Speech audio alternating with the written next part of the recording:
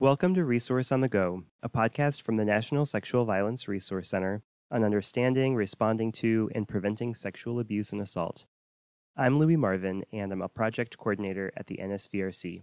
Today's episode is part of a series on housing for prevention that we co-created with the National Resource Center on Domestic Violence. Our organizations collaborate on an initiative that supports advocates in meeting the housing needs of survivors. And in reflecting on that work together, we became eager to talk about the ways that housing is also a tool for preventing violence. Today, you're going to hear Caroline LaPorte and Gwendolyn Packard from STARS Indigenous Safe Housing Center interview Melissa Bringsthem, an outreach worker with the Native communities in South Minneapolis.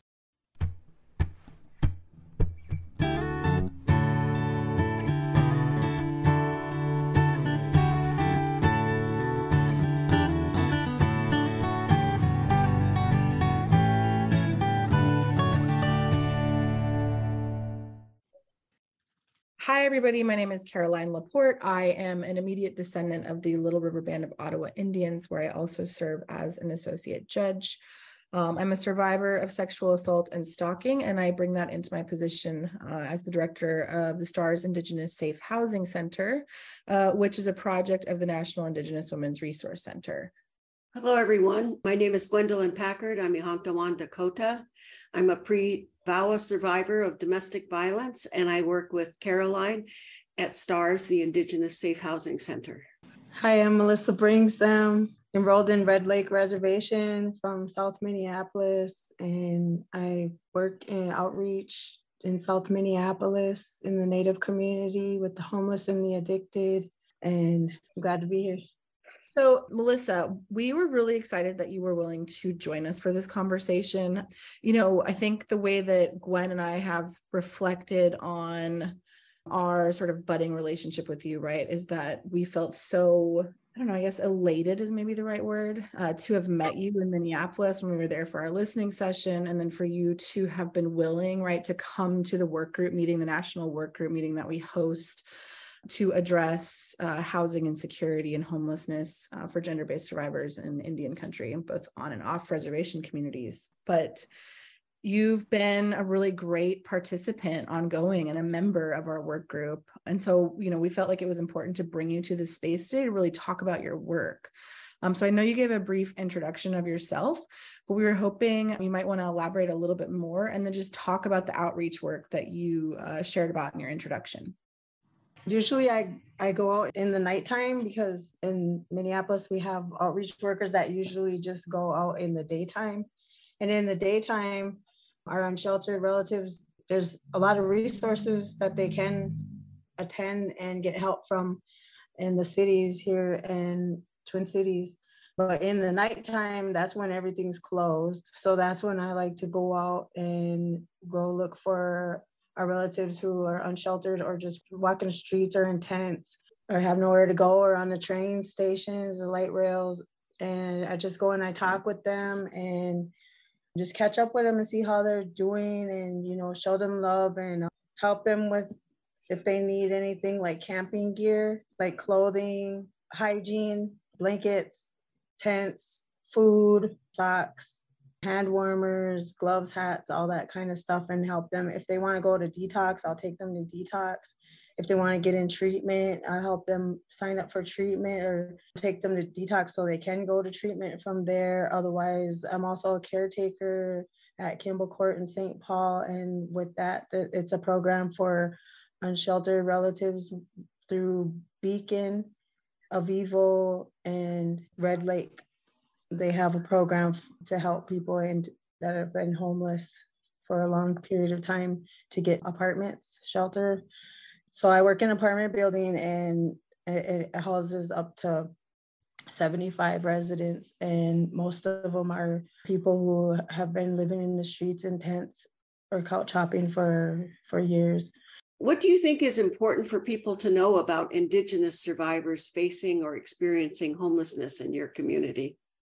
Our community, Indigenous, the women are at the highest rate of going missing in our community. And it happens like every night and it's not reported. And it really doesn't get on the news as much as compared to white people. They go on the news and they start a party search. Well, there's a lot of girls that end up missing in our neighborhood that are Native, and it doesn't really get on the news. And so we have to go do footwork and just try to look for them ourselves. So it's hard for Indigenous peoples to be heard, especially in the court systems, fighting for our land back and for our rights and for housing. We go to courts and then they just overlook our situations, and most of the time we don't get help. So we just have to start building our own organizations and shelters and our businesses on our own, and we're making it little by little, but it's happening over here.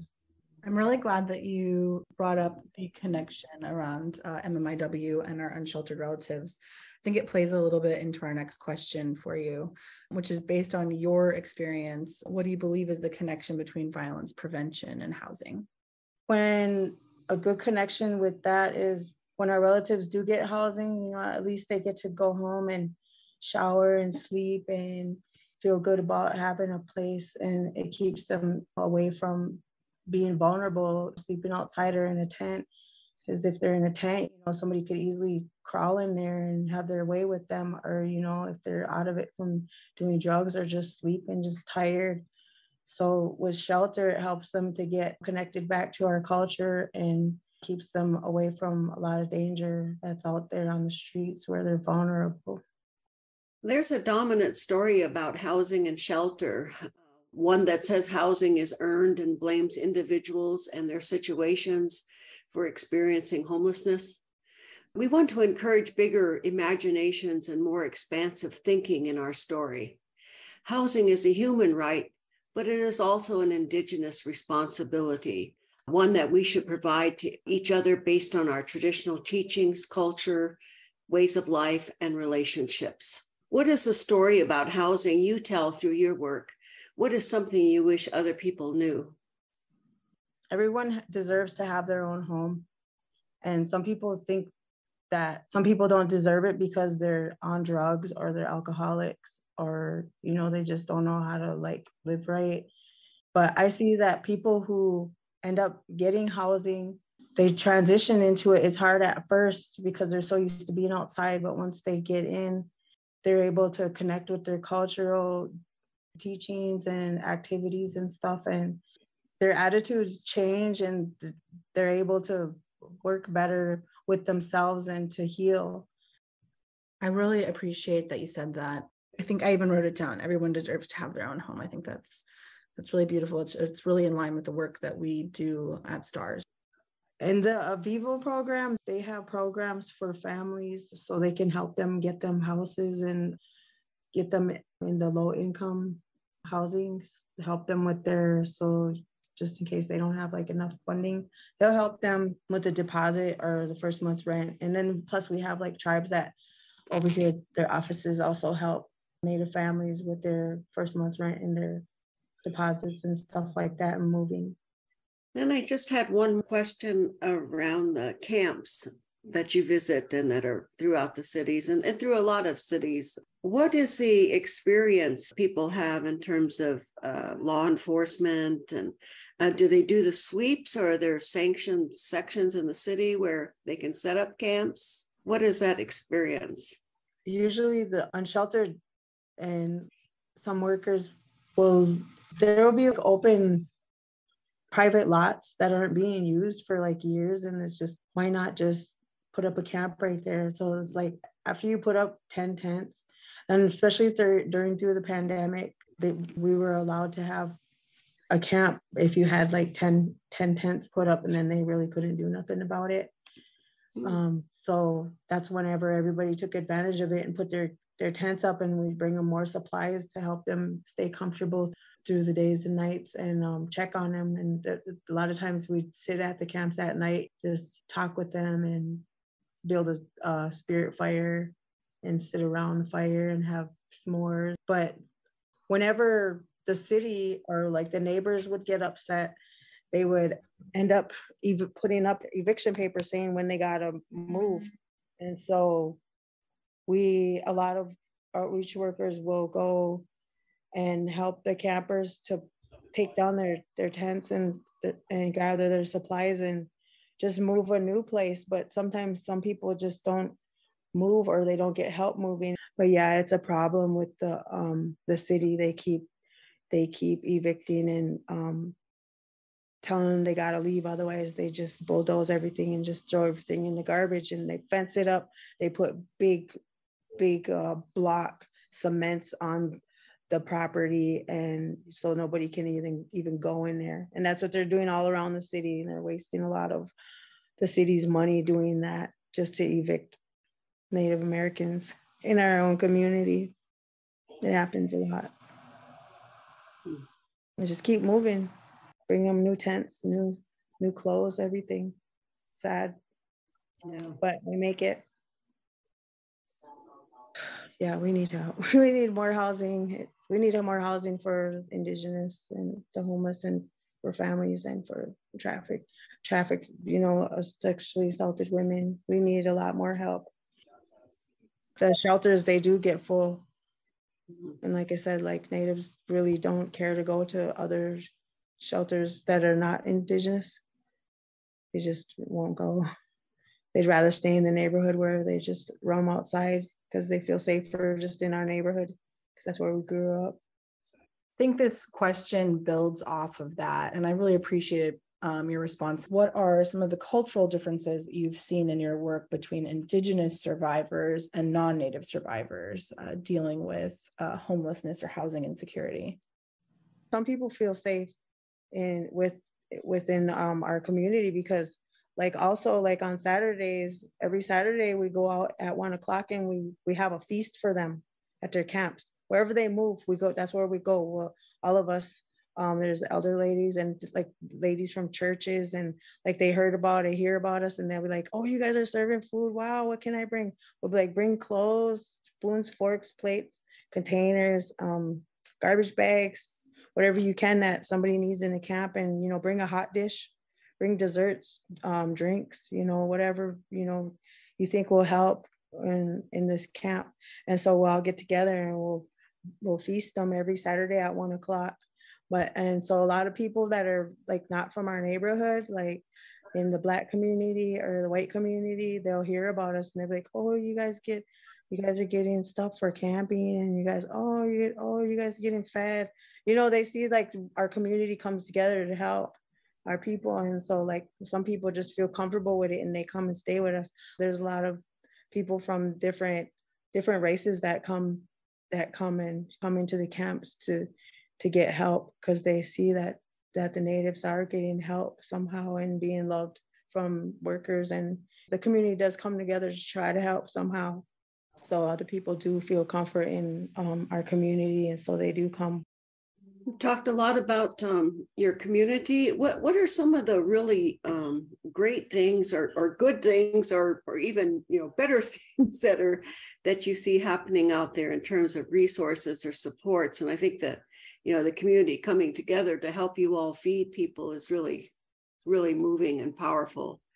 But are there other things that are happening in the cities that are helping to alleviate some of this? Every organization, they all have their own they'll put out flyers on Facebook, and they'll say, "Hey, we have a grief group going on." We have a lot of grief groups going on, in Little Earth and at Indian Resource Center, Indian Health Board. Everybody has their own little groups. It is hard for people who are struggling in their addictions. They want to go to ceremony. We have a lot of cedar ceremonies, sweat lodges and stuff, but people who are using, they're just really, they feel bad and they're embarrassed because they've been using it, or they haven't showered, or they don't have any clean clothes, and they feel they don't fit in, and so they don't come to our gatherings because they feel they don't feel well, they're high, or they're coming down, or they just feel unwelcome because they had been using, or they just feel like they don't look right. But we do bring we go and sage them down, and people need ceremony. They need ceremony. So some people will allow them to come and sit down and to get doctored, because they need that love and that affection. We have healers out here that have ceremony, and so there's we have to like love our people, even though they're going through a hard time. It just helps them to bring their spirits, lift their spirits a little more. What else can we do? Just keep having ceremony and pray. So just to add on to that a little bit too, in terms of people with disabilities or people or our elderly population, our LGBTQ2S community, how are you seeing, are there resources there for that as well? Yeah, yesterday I was invited. I got to go see over at the Division of Indian Works on Lake Street. Right now they're doing moccasin making, and then on Sunday they're inviting that community to come in. They invite them in so that they can get start making medicine bags, or just to get into doing something cultural to help them feel comfortable, because they're going to have a powwow. So that's coming up. So they're reaching out to them, and it's scary for them out here because they want to be comfortable, but it's hard to be comfortable in public. So that's why we have this program there. They have safe space for them so that they can make Indigenous outfits and, feel comfortable and have snacks and talk about however they want to talk, about their personal issues or whatever. You know how it goes down inside of outfit making. Everybody just sits around and talks and, tells stories, jokes, and eats and makes their outfits. Every Native is very creative. So it's good to have a safe place like that. And that's what's happening with that community. There's other places that have safe spaces too for sewing and stuff. We have sewing societies over here in St. Paul, Minneapolis, every other day in different orgs. There's good programs, but yeah, it's pretty scary out there for people who are gay, queer, and bi. It's hard for everybody out here who's, going through homelessness and addictions. Everybody has their own problems. So everybody knows how to work with somebody a certain way, in helping. So it's just nice to see different people coming forward to help. We'll see what the future brings, because I know there's a lot of people who want to come out and help. And then the people who are suffering, they see people who used to be homeless or in their addictions before, and now they're helping. So they're like, oh, I want to do that. And so a lot of people are coming forward who are getting sober and housing, and they're starting to help too. That's home to us, is our neighborhood, our community. So people think it's easy for us just to move away. We're just used to being around each other and helping each other. And that's just how it is tribally. We all have helpers and who all look out for each other. How large is the off-reservation Indigenous community in Minneapolis, St. Paul, and or do the tribes in the state help address the housing insecurity and homelessness situation? There's a large population of Native Americans here, especially people hear about, you can get help here. Otherwise, they just think it's fun over here. So a lot of people from different reservations, they come over here. They come to the Twin Cities. Twin Cities is a pretty big Native population in St. Paul, and in Minneapolis. South Minneapolis is pretty much the biggest. St. Paul, there's a lot of Natives, but they really don't have Native community like that. They have organizations and stuff, but in South Minneapolis, it's pretty much where it's at, where all the Natives really, get together. You could walk into some of the tribal offices and they'll help you with your car. If you have a problem with your car and you need assistance in getting it fixed, they can help you with a certain amount of money to help get your car fixed. Otherwise, they can help you with a damage deposit or your first month's rent or your last month's rent. It just depends. Some tribes do help with things, and plus with help getting in college and with paperwork and with food. And yeah, tribal offices do help around here, as much as they can, and the organizations too. It just depends. We just got to keep in contact. It's hard to keep in contact with the camps being bulldozed and the shelters being removed from their camps. It's hard to get a hold of them sometimes. So That's why we like to keep up with them wherever they're at, so we know where they're at so that we can help them and see what organizations or tribes do have help with, and so we can connect them with that. What role does trust play in the work that you do? Like for me, I grew up in South Minneapolis.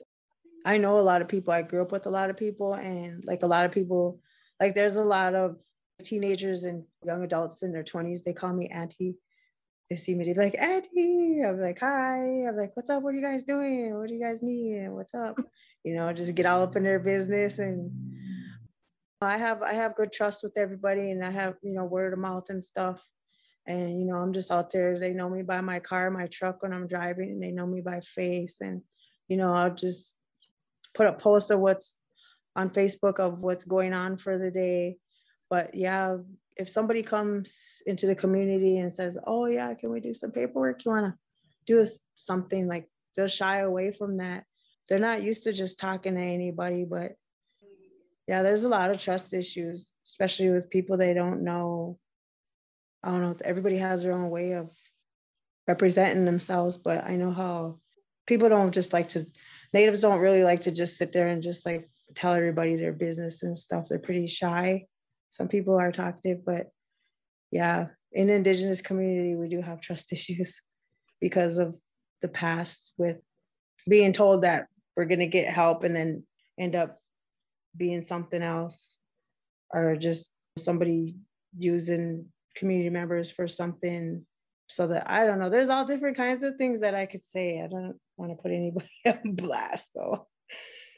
I don't know. Yeah, the community, like people who are homeless, they do have trust issues really bad, and that's why they just move along.